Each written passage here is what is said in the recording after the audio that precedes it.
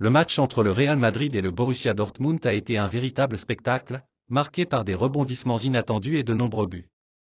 Dès le début, Dortmund a pris l'avantage avec un but rapide de Daniel Malen à la 30e minute, profitant d'une belle passe en profondeur de Serhou Guirassy.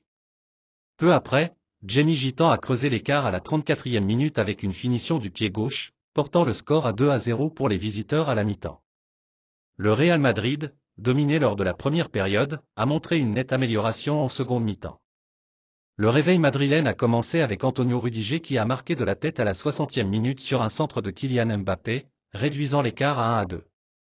Peu après, Vinicius Junior a égalisé à la 62e minute grâce à une décision favorable du VAR, validant son but après vérification.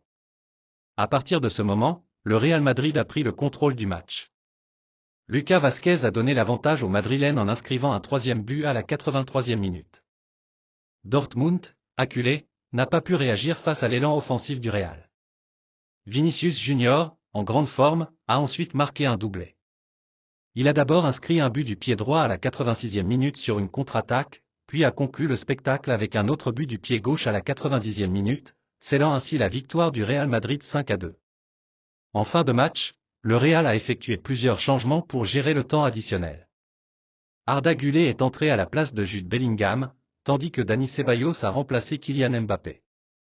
La performance de Vinicius a été exceptionnelle, bien qu'il ait reçu un carton jaune pour célébration excessive après son 4e but. Malgré une première mi-temps compliquée, le Real Madrid a su renverser la vapeur grâce à des individualités comme Vinicius Junior et une solidité collective, surclassant finalement Dortmund.